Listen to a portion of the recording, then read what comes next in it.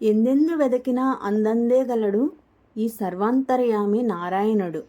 సుభద్ర బలభద్రుల సమేతంగా పూరిలో కొలువైయున్న జగన్నాథునికి 9 రోజుల పాటు రథోత్సవం అనేది నిర్వహిస్తారు. ఇది ప్రపంచ ప్రసిద్ధి చెందినది. ఈ రథోత్సవం తిలకించడానికి ప్రపంచం నలుమూలల నుంచి భక్తులు వేలాది లక్షల మందిగా తరలివస్తారు. అది ఎంతో కన్నుల పండుగగా జరుగుతుంది. అందరూ ఆ రథయాత్రను తిలకించడానికి పూరి వరకు వెళ్ళలేరు కదండి. మరి ఆ స్వామివారిని దర్శన భాగ్యం కలిగించడానికి మనకి అనేక చోట్ల స్వామివారి మందిరాలు అనేవి ఉన్నాయి.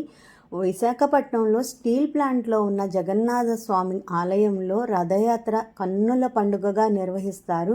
ఈ రథయాత్రలో పాల్గొనే అవకాశం కలిగినందుకు మేము ఎంతగానో సంతోషపడుతున్నాము. అంతేకాదు స్వామివారికి సేవ చేసే భాగ్యాన్ని ప్రసాదించినందుకు ఆ స్వామివారికి నేను రుణపడి ఉన్నాను. సో ఈరోజు మన వ్లాగ్ ఏంటో అర్థమైపోయింది కదండి. Welcome to Raji multi vlogs. ఈరోజు మేము జగన్నాథ స్వామి ఆలయంలో చేసిన కోలాటం సేవ విశేషాలను మీ ముందుంచుతున్నాను. రథయాత్రలో స్వామివారిని దర్శించుకోవడమే మహద్భాగ్యం. అందులో స్వామివారికి సేవ చేసే అవకాశం వచ్చిందంటే వదులుకుంటామా అండి ఎవరమైనా? సో మా ఫ్రెండ్స్ అందరము కూడా కోలాటం చేయడం కోసం జగన్నాథ స్వామి టెంపుల్కి ఈవినింగ్ 4 o'clock కల్లా రీచ్ అయిపోయాము. ముందుగా స్వామివారిని దర్శించుకుని తీర్థప్రసాదాలు తీసుకొని స్వామివారికి కోలాటం సేవ అనేది మొదలు పెట్టడం జరిగింది.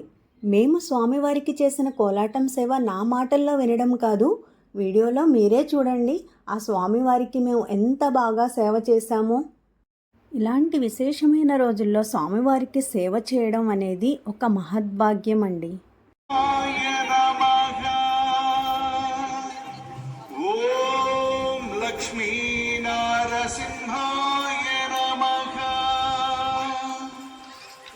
అహో బడీశ్వరుడఖిల వంజుడు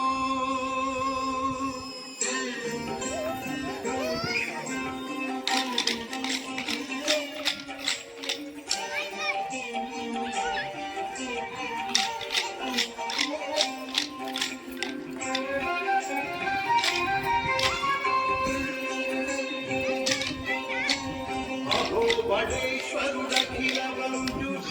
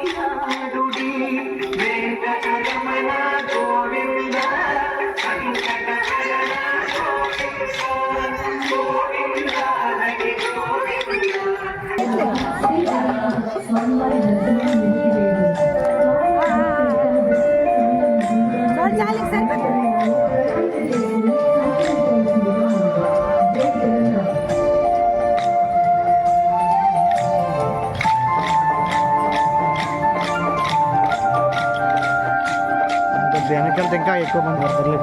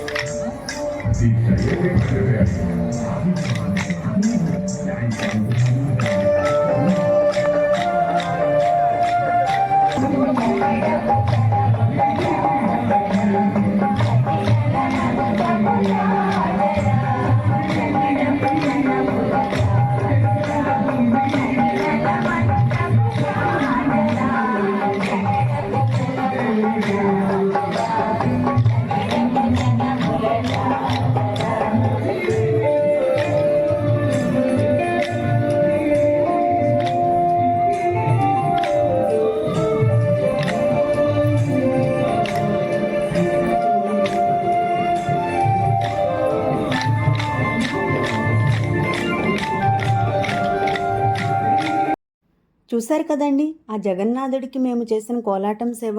వీడియో నచ్చిందా? వీడియో నచ్చితే ఒక లైక్ చేయండి, ఛానల్ని సబ్స్క్రైబ్ చేసి ఫాలో అవ్వండి, మీ ఫ్రెండ్స్ అండ్ ఫ్యామిలీస్కి షేర్ చేయండి. మళ్ళీ మరొక మంచి వీడియోతో మళ్ళీ కలుద్దాం. అప్పటి వరకు thank you for watching. Bye bye.